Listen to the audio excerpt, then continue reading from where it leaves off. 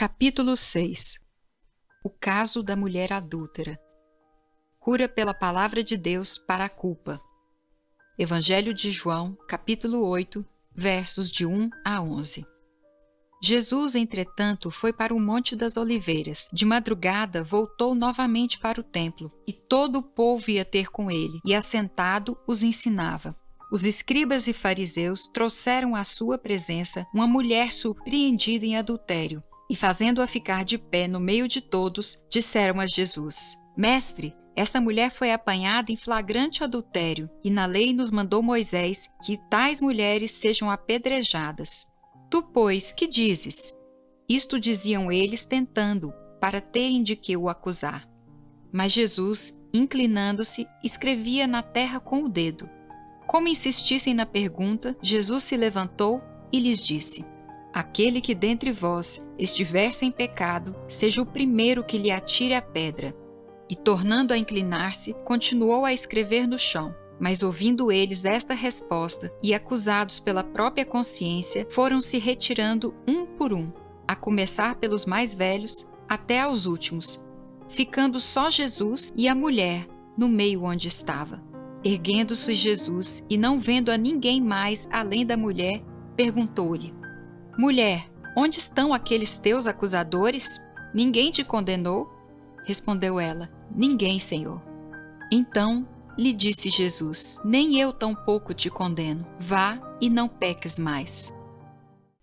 Não é difícil pecar, decepcionar a Deus e a nós mesmos. Não é difícil mentir, adulterar, exceder-se no namoro, ser desonesto, ceder à lascívia, maldizer, magoar, quebrar promessas, render-se a um vício. Difícil é conviver com a culpa que o pecado traz. O sentimento de culpa é uma das forças mais poderosas que podem agir sobre nossas emoções. E ele está, de alguma forma, presente em todas as enfermidades interiores. Para resistir ao seu peso esmagador, o ser humano toma as atitudes mais diversas e radicais. Todas as pessoas veem-se às voltas com a culpa e tentam lidar com ela, muitas vezes da maneira errada. Constatamos isso na experiência dos personagens bíblicos e também na do homem moderno.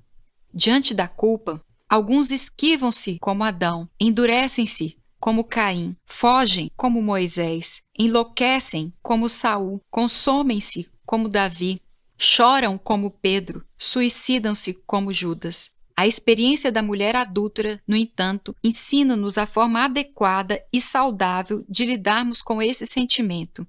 Com ela aprendemos que só aos pés de Jesus podemos obter o alívio para esse peso. Reconhecendo a culpa. O primeiro passo para superar o sentimento de culpa é reconhecer o pecado. É por relutar em admiti-lo que a maioria das pessoas afunda-se no remorso e na manipulação, em vez de crescer com seus erros e livrar-se dele. No episódio da mulher apanhada em flagrante adultério, estiveram envolvidos algumas pessoas que não estavam dispostas a reconhecer a culpa e que por isso saíram dali sem a bênção e sem o perdão. O primeiro personagem que nos chama a atenção nessa história é o adúltero. Ele merece destaque pelo simples fato de não aparecer no texto. Onde está ele? Obviamente, o adultério é o tipo de pecado que não dá para se cometer sozinho, mas a mulher foi levada à presença de Jesus sozinha. E na lei nos mandou Moisés que tais mulheres sejam apedrejadas, disseram os fariseus no verso 5. Na verdade, o que a lei estipulava é que ambos os envolvidos no pecado fossem mortos, segundo Levítico, capítulo 20, versículo 10. Então, por que o homem não foi também? Creio que no seu coração ele não se sentia culpado. Amparado por uma consciência cauterizada e por uma sociedade machista, seu raciocínio era: por que devo ser corrigido ou julgado? Não fiz nada demais. Sou homem, e dos homens se esperam atitudes desse tipo. As mulheres, sim, devem ser recatadas e fiéis. Ela cedeu. Eu não tive culpa.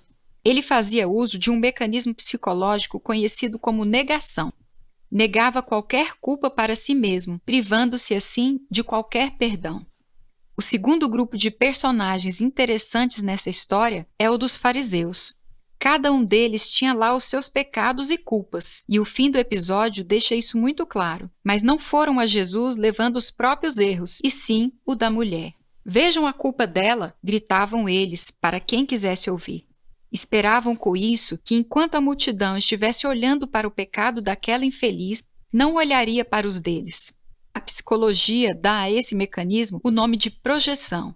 Atribuir aos outros os defeitos que não gostamos de admitir em nós mesmos, desviando assim para outra direção os olhos vigilantes da censura.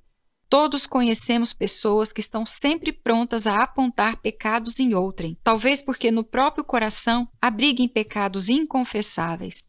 Paul Tournier, um famoso psicólogo, disse o seguinte: todos os homens se defendem, e se defendem atacando. Tanto o adúltero quanto os fariseus haviam encontrado formas erradas, mas muito comuns de lidar com o sentimento de culpa. Entretanto, com aqueles artifícios e manipulações psicológicas, colocavam-se fora do alcance da graça divina e do perdão de Jesus.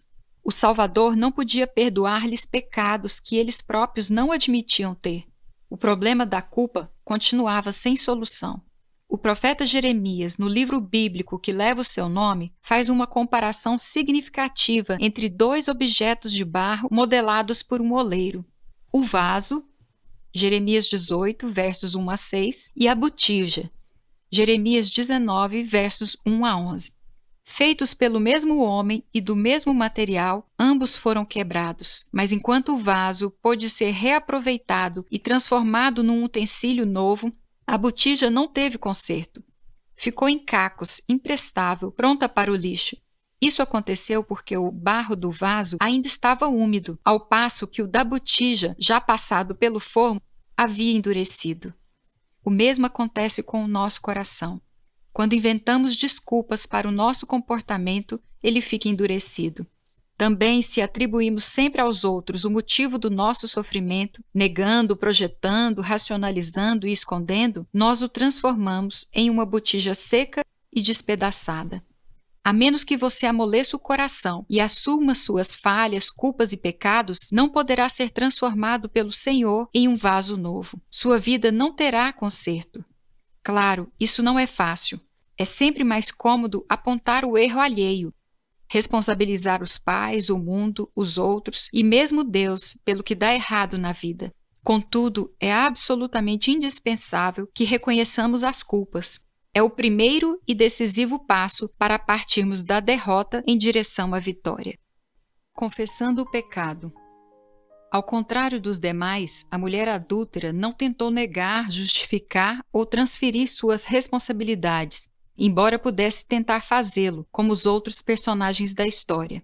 Assumiu a culpa, confessando-a com seu silêncio. Não ouvimos sair de seus lábios uma única palavra no sentido de defender-se ou de retribuir as acusações que lhe faziam todos aqueles hipócritas. Apresentou-se humilde e maleável diante do Senhor Jesus. Aquela mulher tinha, de fato, as suas culpas e fez com elas o que de mais saudável um ser humano pode fazer: confessou-as. A Bíblia diz: o que encobre as suas transgressões jamais prosperará, mas os que as confessa e deixa alcançará misericórdia. Provérbios 28, 13. Você já experimentou em sua vida o poder libertador da confissão? Certa vez, num trabalho evangelístico, entrei em uma casa para falar de Jesus aos seus moradores. Uma senhora de seus 50 anos e seu pai, que já passara dos 70, embora tivessem recebido muito bem a mim e ao irmão que me acompanhavam, faziam franca oposição aos ensinos bíblicos que procurávamos transmitir a eles. Diziam-se incapazes de aceitar a doutrina da salvação pela graça. A filha, principalmente, achava impossível Deus salvar pessoas que não tivessem feito por onde, que não tivessem levado uma vida correta a ponto de conquistar, por seus próprios méritos, o direito de um lugar no céu.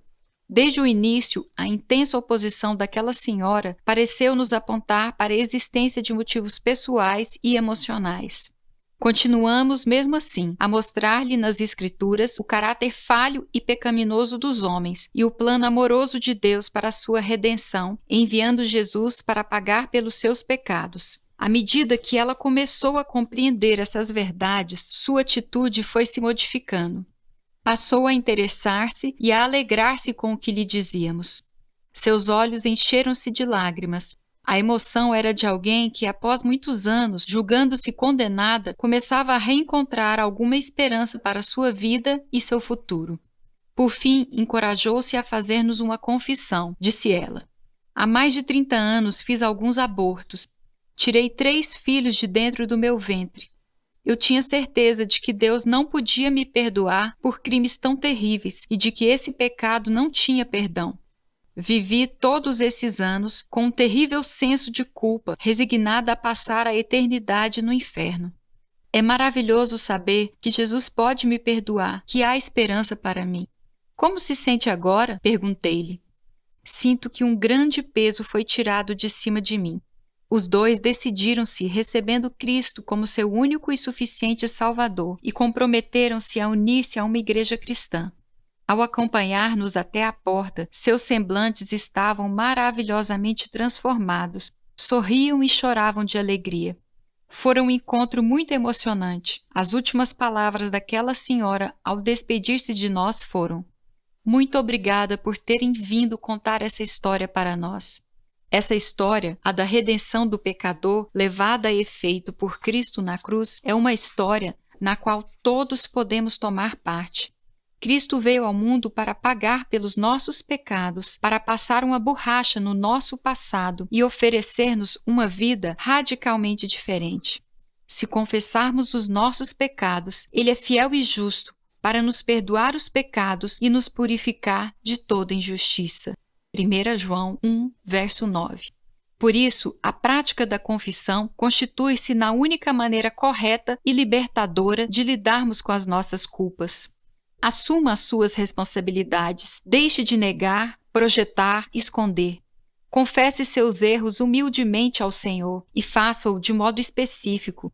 Chame o pecado pelo nome, exponha a Jesus as impurezas de seu coração, a fim de que ele tenha a oportunidade de lavá-lo. Arrependa-se e aposse-se do perdão. Agora, pois, já nenhuma condenação há para os que estão em Cristo Jesus. Romanos 8, verso 1. Recebendo o perdão. Algo que verificamos amplamente com relação ao perdão é que é mais fácil obtê-lo do que dele desfrutar. Certas pessoas possuem uma consciência hipersensível. Elas encontram uma terrível dificuldade para sentirem que suas falhas foram perdoadas. Parece até que Deus está mais disposto a esquecer as suas ofensas do que elas mesmas. Ao alimentar um mórbido sentimento de culpa, o ser humano nada mais faz do que se submeter a uma agonia desnecessária. Nossa dificuldade em aceitar o fato de que Deus nos perdoa quando arrependidos lhe confessamos os nossos erros, e isso é simples assim, resulta da posição orgulhosa do nosso coração. No fundo, não aceitamos que a solução para o sentimento de culpa não esteja em nossas mãos.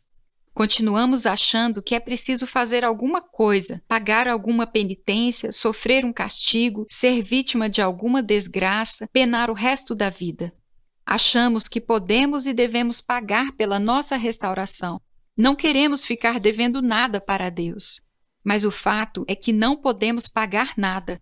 Somos absolutamente impotentes. Tudo o que nos resta fazer é receber agradecidos o perdão que nos é concedido pelas mãos que trazem o sinal dos cravos e da cruz.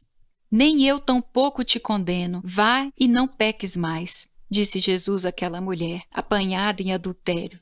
Tudo o que ela tinha a fazer agora era aceitar a realidade daquela mensagem divina e receber o perdão que ele lhe oferecia de graça.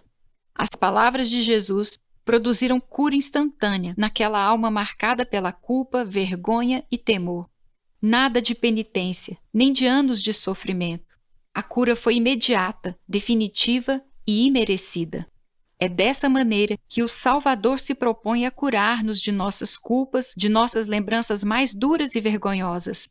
Não precisamos pagar nada. Ele já pagou tudo.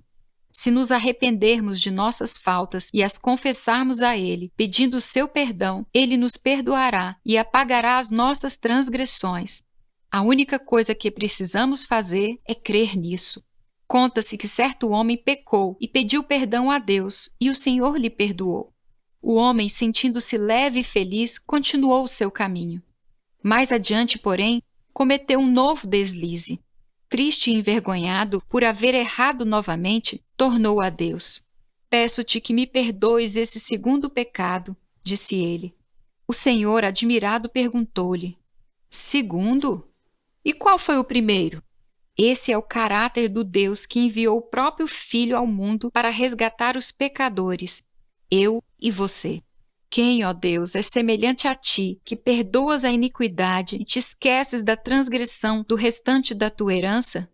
O Senhor não retém a sua ira para sempre, porque tem prazer na misericórdia.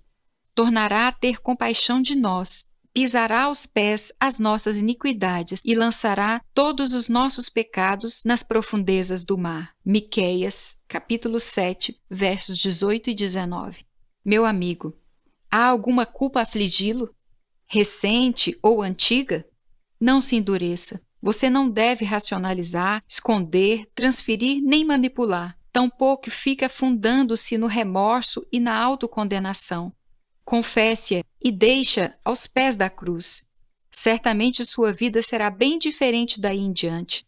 À medida que formos caminhando ao lado de Cristo, não empurrados pelo medo de possíveis castigos, mas atraídos pelo seu amor, erraremos menos e encontraremos formas mais saudáveis e espirituais de lidarmos com os erros que porventura ainda cometermos. Ir e não pecar mais se tornará em nossa existência não uma missão impossível e neurotizante, mas um ideal diário. Seremos pessoas que, como a mulher adúltera, receberam o perdão gratuito e desejam agora andar em santidade e em harmonia com Jesus. Aquela mulher foi levada aos pés de Cristo violentamente, arrastada pelos fariseus sobre os gritos da multidão. Mas nós temos o privilégio de ser conduzidos à sua presença pela voz firme e suave do Espírito Santo. É Ele quem nos convence do pecado, da justiça e do juízo. João 16, verso 8.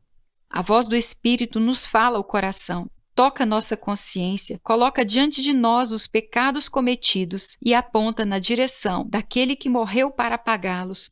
Louvado seja Deus! Você está ouvindo a voz do Senhor neste momento? Não estará na hora de dizer alguma coisa para Jesus?